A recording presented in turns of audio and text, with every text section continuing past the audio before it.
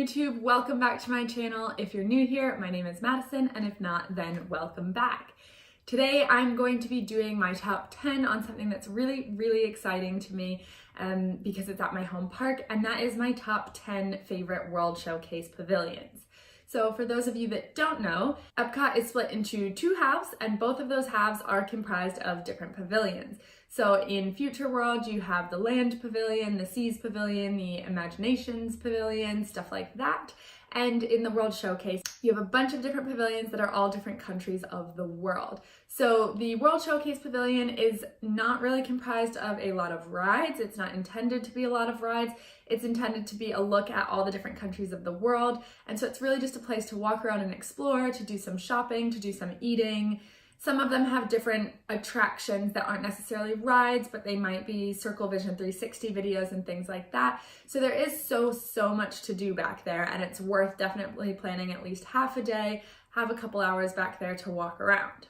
Now, for those of you that do know about the World Showcase, you know that there are 11 pavilions in the World Showcase, which means as a Top 10 Tuesday, this one is really hard because I'm only leaving out one pavilion. So my number 11 pavilion is the American Adventure Pavilion. When you walk into the World Showcase, it's right smack in the middle in the back, and I don't really have anything against it, but as an American myself, I just feel like I've been there and done that, and I don't need to be spending my time at Epcot exploring more things about the United States when I could be exploring things about places I don't know so well. All right, so my number 10 pavilion in the World Showcase is the Canada Pavilion.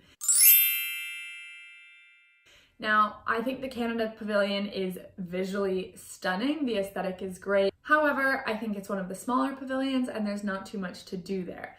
So there's only one dining option in Canada, and that is Le Cellier Steakhouse, and that is the most expensive restaurant within a Disney park. I've never been to this restaurant. They don't have a quick service option, so that sort of takes away from it for me as well. They do have an attraction, and that is the O Canada Circle Vision 360 show, which is really interesting. It's a great way to cool off from the heat and get inside, although it definitely wouldn't be on, the top of my list for Epcot attractions, but it is interesting. They do have a merchandise location that's sort of fun, and they've got great viewing for illuminations, but overall, I just don't think there's enough to do there to warrant a higher spot on my list. Number 9 is the Norway Pavilion. The Norway Pavilion used to be one of my absolute favorite pavilions, and since Frozen has taken over, it has definitely gone down on my list. What I really like about the World Showcase pavilions is that they're so authentic to the country that they represent, and I feel like Norway has lost a lot of this in sort of turning itself into a Frozen pavilion. I'm not going to see Arendelle, I'm going to see Norway, and you do lose out on that culture a bit when they're pushing the Frozen stuff so much. Norway has a great sit-down dining location, so that's Akershus Royal Banquet Hall, where you can have breakfast with a bunch of princesses. And they do have a really good quick service location as well, bakery style, so you can go in and get school bread, you can get soft pretzels, you can get all kinds of really cool, yummy Norwegian snacks. What throws me off about this pavilion, like I said, is the Frozen stuff. So you can meet Anna and Elsa at their summer house here, and that is a cool character meet and greet, but it's not Norwegian, it's Frozen. And then at the same time, they've taken the Maelstrom ride, which I absolutely loved so much, and they've turned it into the Frozen Ever After ride. So I no longer care to queue for that ride because it's usually over 90 minutes or so, whereas Maelstrom you could usually just walk right on because people didn't really know about it. So Norway used to be a lot higher on my list. It has fallen a bit, and while I appreciate that Frozen is really family friendly and really great for kids, it's not necessarily so great for people that are going to experience authentic cultural immersion there. All right, so number 8 on my list is the Italy Pavilion.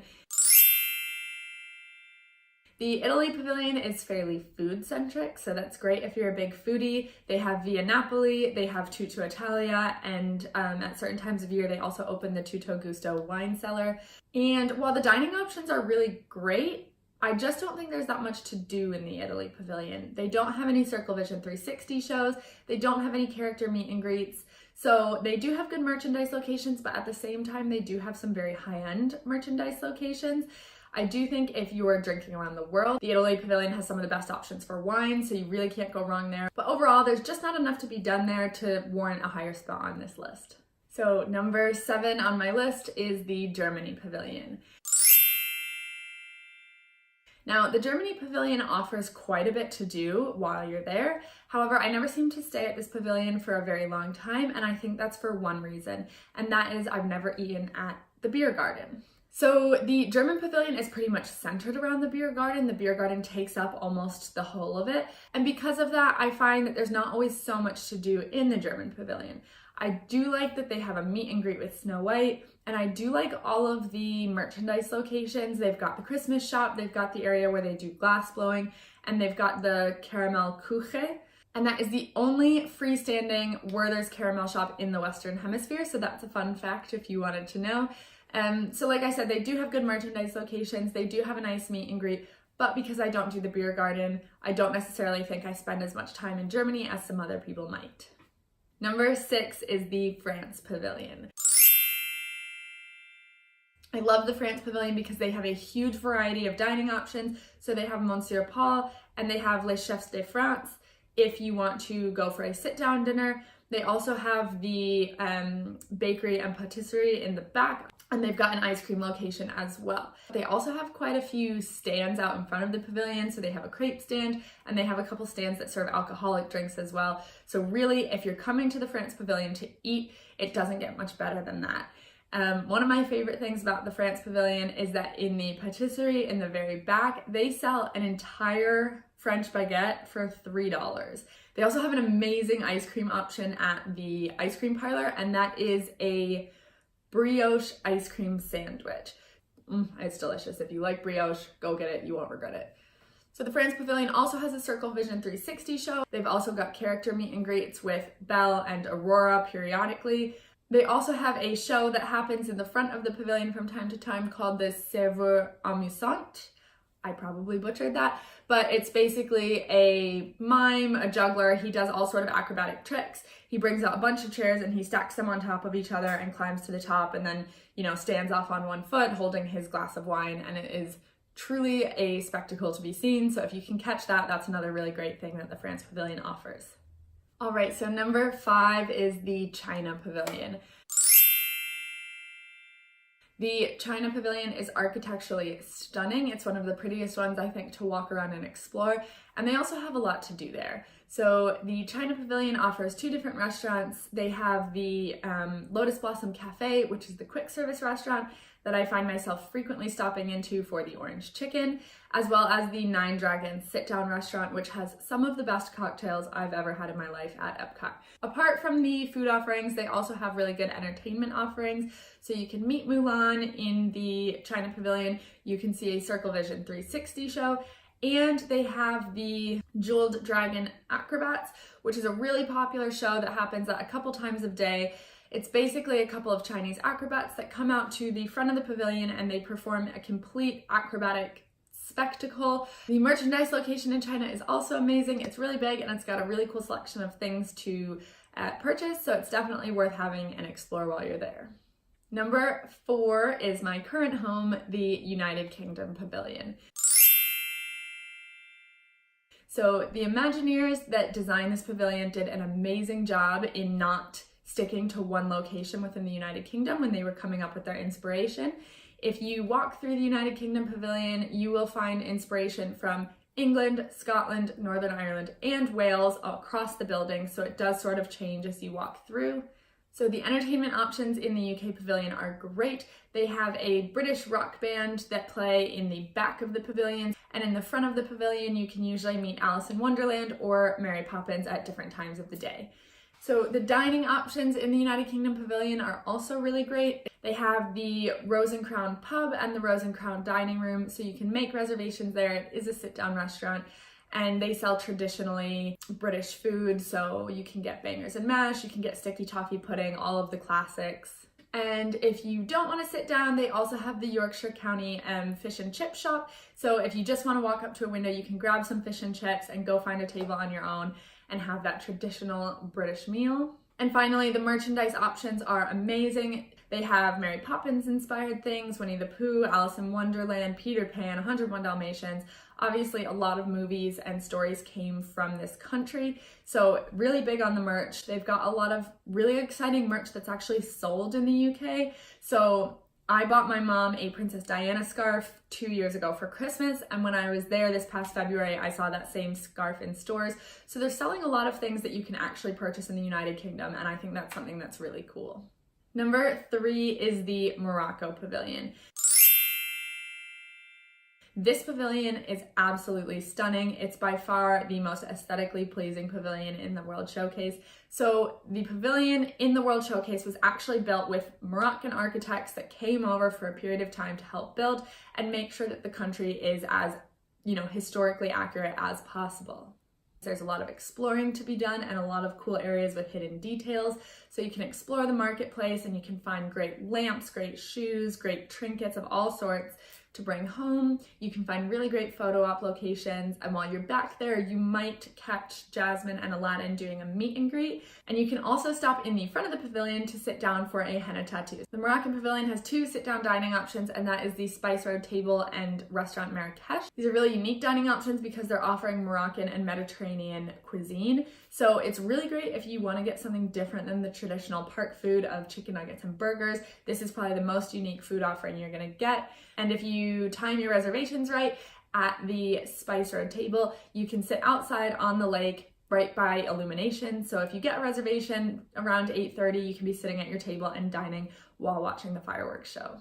All right, so number 2 is the Japan Pavilion.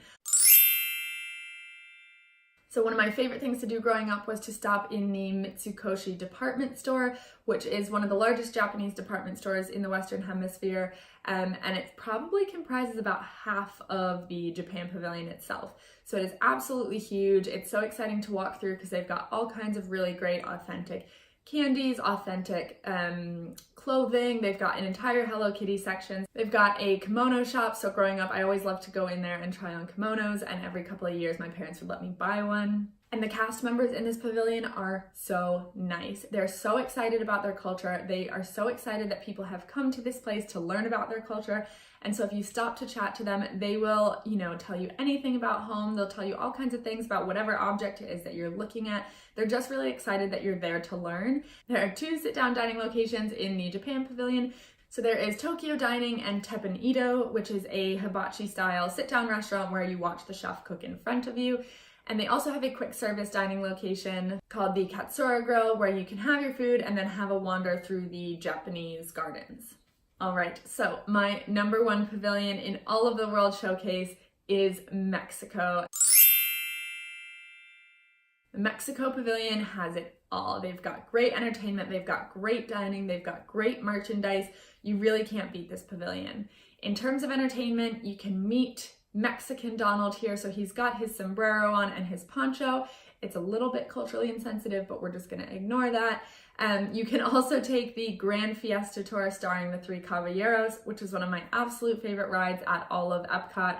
It's a short little boat ride. It rarely ever has a queue, but it's just fun. And lastly, they also have a mariachi band that plays periodically outside of the Mexican Pavilion, so the entertainment offerings are just amazing. The dining options are also amazing. There are 2 sit-down dining locations, so they have La Hacienda de San Angel, and they have San Angel Inn inside of the temple. So that one is really popular and reservations do fill up quickly, but it's absolutely worth going if you can get one because you get to dine inside the temple under the twilight. It's a calming, quiet, peaceful location for dinner. And so sometimes if you've got kind of rowdy kids that need a quick nap, that might be a great place to eat and just leave them in their stroller to nap because it'll be nice and quiet and cool for them. The Hacienda de San Angel outside is also a great location to watch illuminations. So if you can time your dining reservation right, you can be sitting on the water to watch illuminations as they happen. And they also have La Cantina, which is outside of the temple, and it is a quick service dining location.